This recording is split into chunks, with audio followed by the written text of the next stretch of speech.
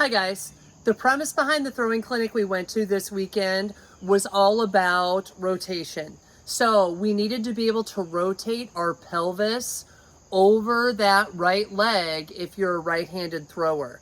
And your ability for your pelvis to go one direction and your leg to go the opposite direction is what created a lot of throwing power and ultimately hitting power, because that opposite direction rotation, so as my knee goes in and my pelvis rotates around the top of that, that takes my butt muscle and winds it up and creates a giant rubber band that snaps. And so that rubber band snap helps me with hitting power. That rubber band snap helps me with throwing power. So when she talked about really wanting to be able to stack that up and being able to rotate in opposite directions, that's what she was looking for. The problem is that's a really hard thing to do. It requires a lot of lower body strength and it requires a lot of lower body mobility that we lose because we're growing and we lose because we're kids. So when you sit all day in school and I sit kind of slumped with my legs apart, that makes this tighter. When I spend a lot of time doing traditional weightlifting, sprinting, that kind of stuff, where I'm moving to the side, that makes this tighter and doesn't let you be mobile and strong into that position. So a lot of the way you're spending your day is counterproductive to this, which is why so many kids had a hard time with it. So what I wanted to do is give you some stretches and some things to do to help improve that. What you need to understand is it is not allowed to pinch. It is not allowed to feel stuck. So I'm also seeing a huge increase in labrum tears in your hip in my physical therapy practice. And it's because we do not have the strength and mobility to move in two different directions. And when you don't have that, it can create friction and you can tear the connective tissue in your hip. Or some of us are born with bony structure that limits this from rotating really well. So as we go through these exercises, both stretching and strengthening, you are not allowed to feel a pinch or a stuck feeling in your hip. You are not allowed to have pinching or stress or increased shear force at your knee, and you are not allowed to have low back pain, because what will happen is your body will move wherever it can find the path of least resistance, and that's not necessarily what we want for this. I want you to be able to load through your butt and your pelvis. So if we look at a really good stretch to help us, especially with the drill that she did where we lifted our toe up, turned our knee in, and then took the medicine ball this way and slammed up over the top. What that did is taught our pelvis how do we load and stack up during the throw, and then how do I reach and be able to recruit belly and butt to make the throw. So part of it is teaching me and part of it is actually making me stronger. However, I need to be able to move here. So to stretch that out and make that move better, if you have a box, a step, like if you have a set of stairs, you can use your staircase for this. We need to load the outside of that hip. So I'm gonna step up and over. I'm gonna leave, like this is for my right side. So I'm leaving my right leg down. I'm stepping up and over with my left leg. Now, what I really need to focus on is keeping that big toe on the right leg driven into the ground. The first stretch I can do is I cross step, hands over the top, and I'm gonna side bend and shift into that right hip. Again, I feel a big stretch here. Nothing hurts. No back pain, no pinch, no knee pain. So I'm gonna stretch and side bend over the top. I'm not gonna hang out there. I'm gonna move through the stretch, move through the stretch, move through the stretch, move through the stretch. Okay, come off there. Now, she wanted us to be able to lift, internally rotate, so knee goes towards my target, but my pelvis and belly button are staying this direction. So I can be a little more aggressive in that stretch if I want. I can turn my right toes, my big toe in, cross step up onto the box. That's gonna wind this up a little tighter, so it's gonna be more aggressive. It can feel really stretchy. I don't want it to be painful. So turn that toe in, cross step, same thing. I can tip sideways and it gets a little more aggressive there as long as we have no pinch. Next, we can add the rotation part of it. So now, whether it's toe forward or toe in, let's start with toe forward so it's a neutral stretch.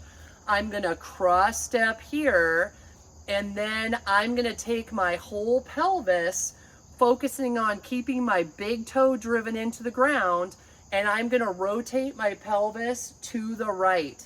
Okay, this feels like kind of a weird thick stretch right here. The focus again, big toe on the ground, big toe on the ground, big toe on the ground. That's gonna help free that up. And then now I can add my upper body to it, right foot on the ground, big toe on the ground, cross step. Now I'm gonna rotate to the right and I'm gonna side bend, woo, side bend to the left. Come back, rotate to the right, side bend to the left, come back, rotate to the right, side bend to the left, come back. So now that's mobilizing the outside of this and part of my rib cage so that when she asks us to lift, knee in, rotate this way and come up and over. First of all, now I can do the drill, but now when I look at being stacked to throw, as I make my motion to throw, if we can stack and get that knee underneath us, that gets that big old rubber band. So now I'm draw and I'm here. I can use that lower body to throw. And then hitters, how many times do you hear adults tell you, use your legs, use your legs, use your legs? This is what we're talking about. My pelvis and my shoulders being able to stay on line with the pitcher while my knee comes to the pitcher and then I drive through this is what's going to give me my using my legs phenomenon. If I can't move separately here and instead as I go here, everything goes at the same time, those are kids who are flying open too early. Those are kids whose timing is off, and it's not your fault. You think you're doing what you're supposed to. Your body is not mobile enough to do that. And so the big test for you should be to look in the mirror, knees bent. Can I keep my belly button and my pelvis forward? And can I take that knee to midline and rotate it in? If you can't, you need to do this stretch. And if you can't, this is part of your problem potentially with hitting, is having any power or being able to use your backside. It's because you're missing this, and those stretches will help you. Okay, another stretch we can use that requires a little less balance, right? Because our step stretch required me to have a decent amount of single leg balance, which might be hard, and it might be hard to get deep into the stretch. So another stretch we can use at home, we can use our bed, and then on the field, I can show you how to use it, like just using the ground.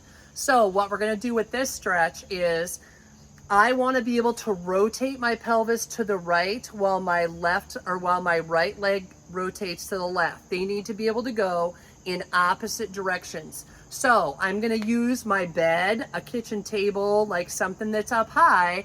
I'm gonna take my right knee, whoo, this is slippery on this surface. I'm gonna take my right knee towards my left shoulder. Okay, my left leg is down behind the table. So now I'm gonna lean forward. So see how my foot is on the opposite side of my hip. I'm gonna lean forward first. I get a big stretch in my butt. Nothing pinches, nothing hurts. Okay, if we're gonna get a pinch, typically it's here. It's in the inside of my groin, or we get a restriction in your low back. I don't want that. So if you're getting a pinch, message me and we'll try to figure out how to do it better so we're not pinching. So I can start off with moving straight forward and dropping into this and coming back up, okay? If that's a big stretch, fabulous. The next and better part of the stretch is I'm gonna take my left shoulder towards the right, and come back up. Left shoulder towards the right and come back up. That's the next piece of the stretch. Okay, that gets you a little deeper into that hip.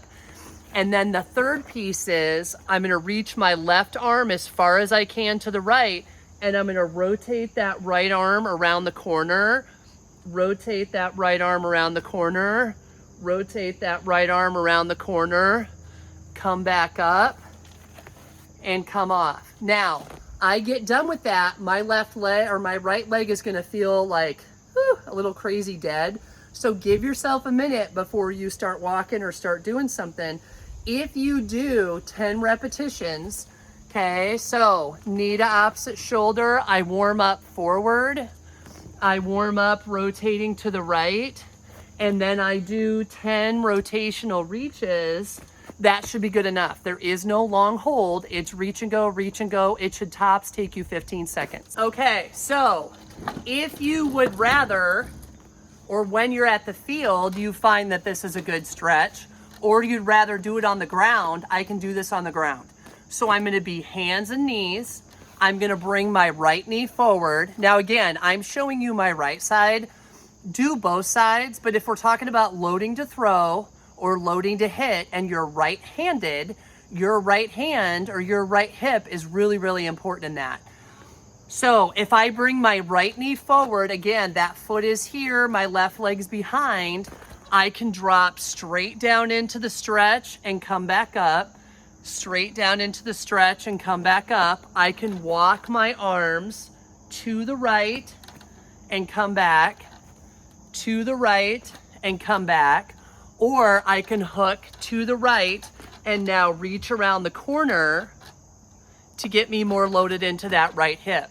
Again, there should be no pinch in your knee, no pinch in your hip, and no pinch in your low back, but any one of those three places can be tighter, and then I'm gonna come back out and I can do the same thing opposite side.